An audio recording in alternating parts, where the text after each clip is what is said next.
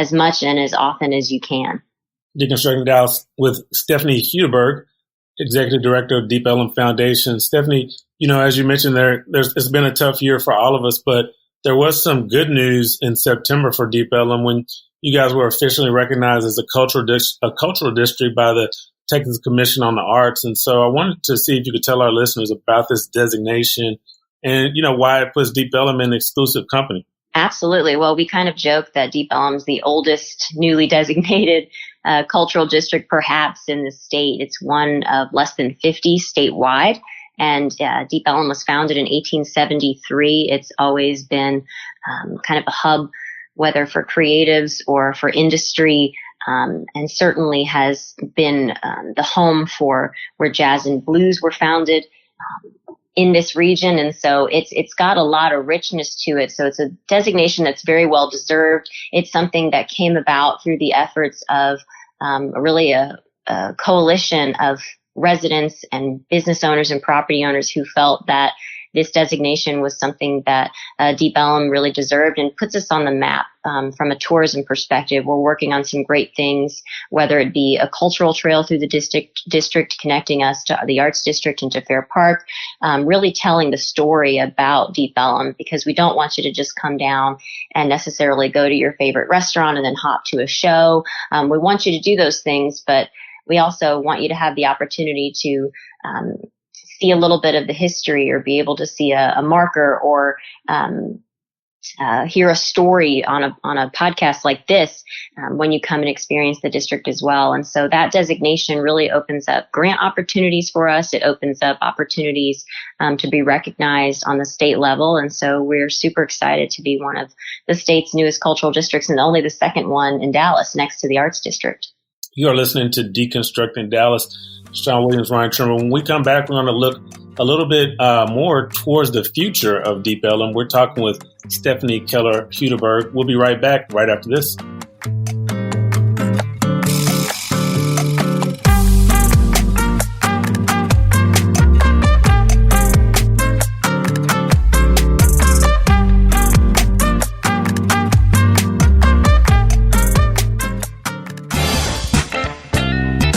Visit the historic and eclectic Deep Ellum neighborhood on Saturday, November 27th to celebrate Small Business Saturday. Since 1873, Deep Ellum has been associated with an incredible range of unique businesses. Today, the district is home to independent businesses, mom-and-pop shops, and local startups. These businesses are critical to the one-of-a-kind experience that is visiting Deep Ellum. Whether you are getting an early start on your holiday shopping or are simply looking to explore, the neighborhood has a spot for you. With hundreds of independently owned shops, restaurants, bars, galleries, and more, there's something for everyone in Deep Ellum. Don't forget to shop small in Deep Ellum, where you'll find something for everyone on your holiday shopping list the Saturday after Thanksgiving, November 27th.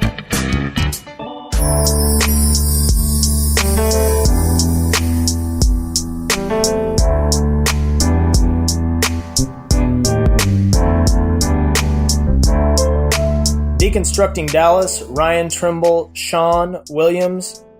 Talking to Stepahnie Keller of the Deep Ellum Foundation today. Stepahnie, we've been talking a little bit about all the action going on in Deep Ellum. You've got Uber headquarters. I just saw some designs for the Epic development, and they're claiming that they're going to reimagine Deep Ellum. What does a reimagined Deep Ellum look like? I keep seeing towers popping up. I keep seeing all this other stuff. What is talk to me about the big vision? Well, as you know, it's an area that has, since its founding, really been more of an industrial and commercial area. It's always really started as a freeman's town and was a place where African-American owned businesses, immigrant owned businesses were able to set up shop. And it's been a thriving kind of commercial center since then, and particularly an entertainment destination, starting with the jazz and blues, and then evolving through the grunge era all the way to what we have today, which is, at least until the pandemic, music live every single night of the week. And with that, this next iteration of Deep Ellum is a little bit different, and it is taking on a residential and an office flair. And so those historic uses are now being met by and accompanied by people who want to live here, people who want to work here and be able to walk down and grab that bite to eat without having to drive down to the district. And so we are seeing a bit of a shift in terms of development. It's primarily circling that core area of activity that many know and love in Deep Ellum, and will be more users coming to the district, whether in the daytime or whether in the evening in the coming years. Stephanie, I like that you brought up some of that history with the African-American community and deep roots in Deep Ellum. And I think about, a lot of the artists, Blind Lemon Jefferson and Robert Johnson, who played there and famously made it just a wonderful place. But then this past summer, we saw calls for racial justice across the country and in Dallas as well. And in Deep Ellum, there are a lot of local artists who basically used Deep Ellum as a canvas to highlight victims of gun violence like George Floyd and others. And so I wondered, what was your takeaway from those expressions and how that's flourished in Deep Ellum? Absolutely. Well, you hit something there, because to me, that's a quintessential example of Deep Ellum, taking something and turning it into something creative, whether it's out of pain, whether it's out of inspiration. It's always been a creative and artistic community. And we are in a moment as a country and as a city where we have a lot that's being struggled with. And so Deep Ellum is a place where people have gathered. We had artists come out and paint on the plywood in the aftermath of the protests. We had some businesses, over 30 businesses, sustain damage, and there were a bunch of plywood boards up on the businesses. And we had business owners themselves painting. We had artists, local artists. We had people from across the region that came out, and there was an outpouring of expression on those plywood boards. And actually, we've recently curated all of those and put them together, as many of them as we could fit, at Deep Ellum Art Company, and they hosted an exhibition so that the public could see some of those works all together. And it really has been an important moment in both our history as a neighborhood and our history as a city. And so we've worked to document and curate all of those works, and hope to be able to exhibit them after this first exhibit here on a continuous basis into the future. Now, Stephanie, I know Shawn's going to be surprised to hear this when I say it, but during my time when I was just an underclassman at SMU, I did venture down to Deep Ellum, not the Deep Ellum it was today, but it was a little grittier, but there were a lot of SMU parties that during my time there, they were big, and then they went away due to a lot of, some crime and some other stuff. Now, I think, you and your predecessors have done a good job keeping the thing going and turning it around. But for our listeners, tell us, we've heard some action on scooters. We've heard some crime activity. It's safe to come down to Deep Ellum, though, correct? Absolutely. Deep Ellum is, first and foremost, like I said, a community. And what's special about our safety efforts is it's community led. And so we have off-duty officers. In fact, you might find more officers in Deep Ellum than you do anywhere else in the city on any given night, because we are committed to that as the premier entertainment district in the region.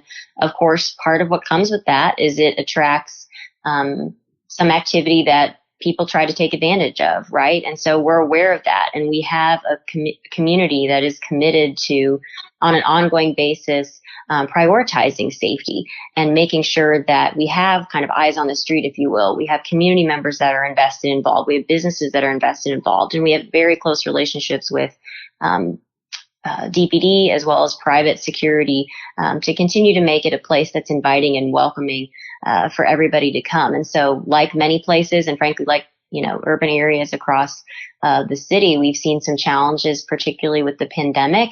But we continue to iterate. We continue to adjust what we're doing to make Deep Ellum a safe and inviting place for everyone.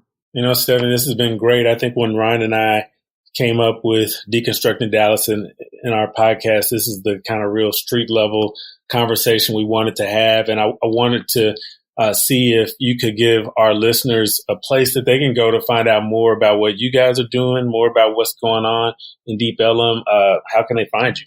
Well, great. We actually just revamped our website, so you can find us at deepellumtexas.com. First and foremost, I hope you'll go check that out. It's got a map, an interactive map where you can find all of our businesses, as well as every mural in the district is documented. And so check out that map on deepellumtexas.com. We're also on Instagram at Deep Ellum, and on Facebook you can find us at both the Deep Ellum Foundation and the Deep Ellum pages. That is great. Well, Stephanie, thank you for coming on. We'll let you go, and I will continue talking Shawn's ear off about all my old stories in So thanks again for coming on. You bet. Appreciate the opportunity to share a little bit about what's going on in the district, and thank you both so much. Absolutely. All right. This is Deconstructing Dallas. Ryan Trimble, Shawn Williams. We'll be right back.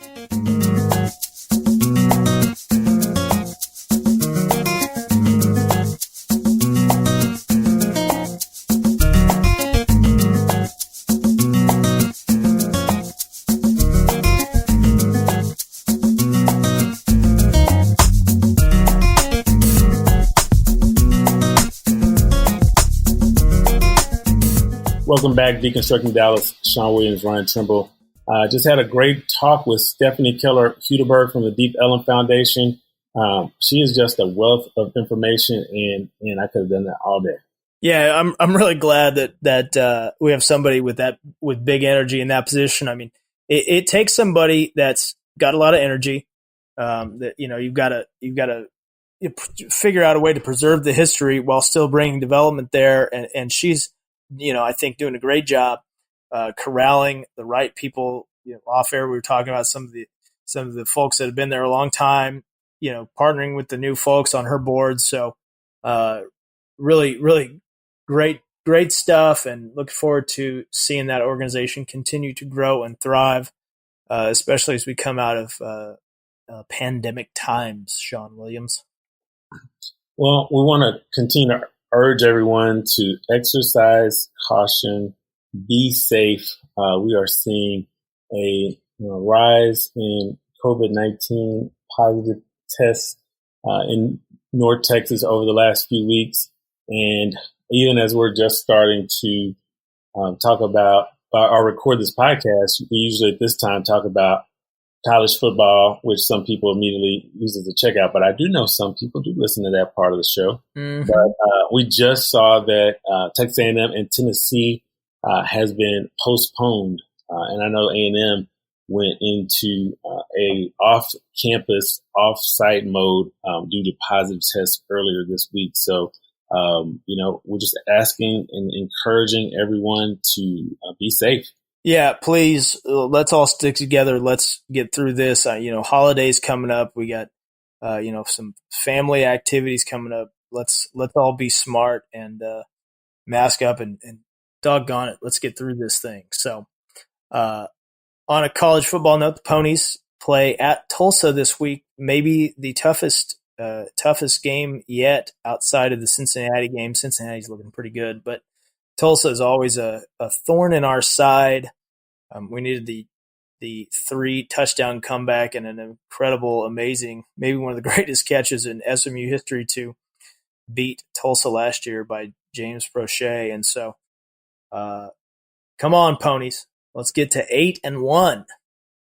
We're rooting for the home team, and I know for whatever reason it seems like if it's the Tulsa, Cincinnati, Memphis triad that seems to, and if they can win 2 of 3 of those, then you're playing some good football. So just win and you've accomplished that. So I'm rooting for the home team. I know you are, sir. I know you have a good pony lapel pin. So proud of you. Thank you for your support.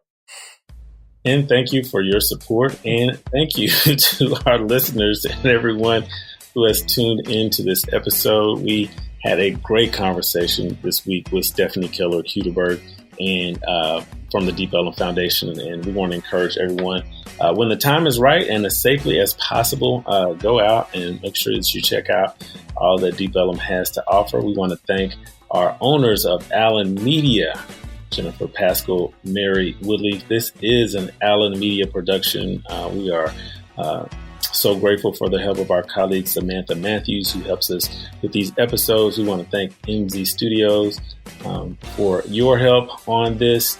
And we want to obviously thank our listeners. We want to thank each of you who tunes in, who downloads, all of you who listen to us on Apple Podcasts, on Stitcher, on SoundCloud, on YouTube, all of the other podcast platforms that you check us out at.